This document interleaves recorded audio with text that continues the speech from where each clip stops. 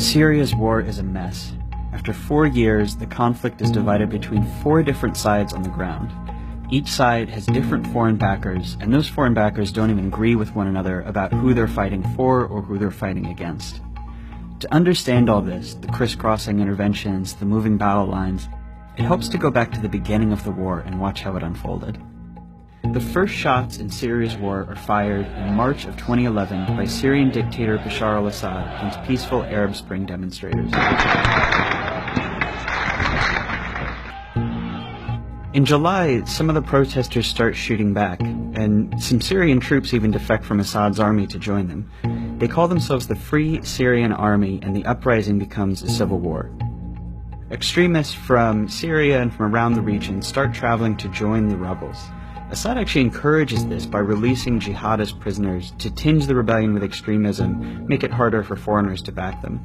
In January of 2012, Al-Qaeda forms its new branch in Syria called Jabhat al-Nusra. Also around then, Syrian Kurdish groups who've long sought autonomy take up arms and de facto secede from Assad's rule in the north. That summer is when Syria becomes a proxy war.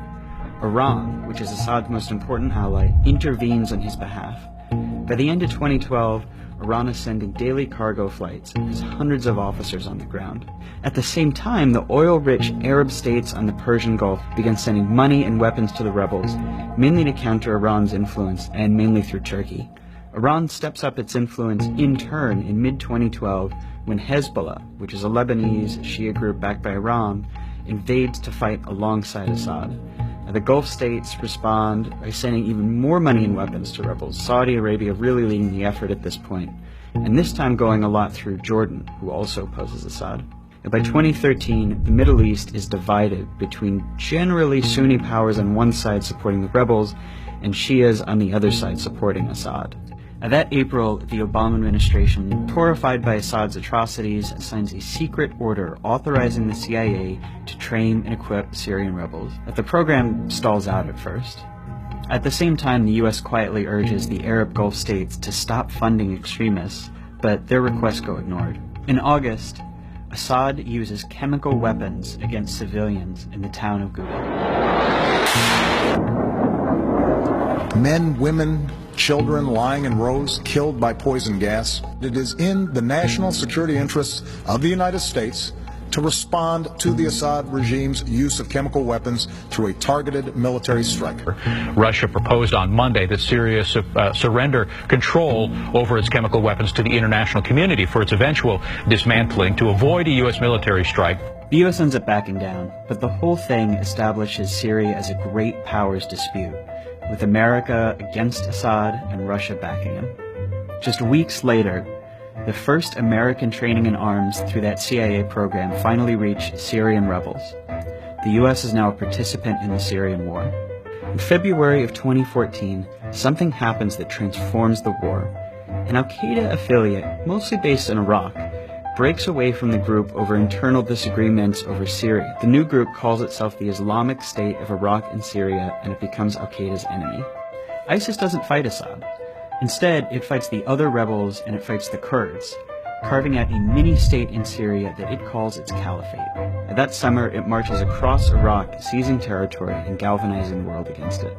Then, in September, almost exactly 1 year after it almost bombed Assad in Syria, We're moving ahead with our campaign of airstrikes against these terrorists, and we're prepared to take action against ISIL in Syria as well.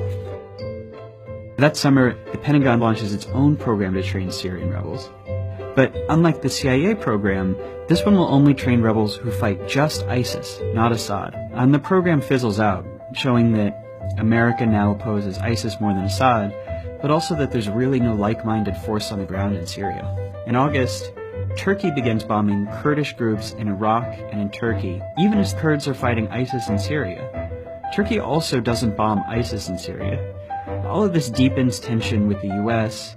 over this question of whether they need to treat Assad or ISIS the primary enemy, and creates a lot of confusion among the Kurds about where the U.S. stands. Now, Assad has been losing ground all this time, to ISIS, to the rebels, and in September of 2015, Russia intervenes on his behalf. Russia says it's there to bomb ISIS, but in fact it just bombs the anti-Assad rebels, including some rebels who are backed by the U.S. So as it stands now, There are lots of different groups and outside countries involved in Syria's war, and even among allies there are big disagreements about who their enemies are, who to support, and how to do it. And those contradictions are a big part of why, for this war, there is just no end in sight.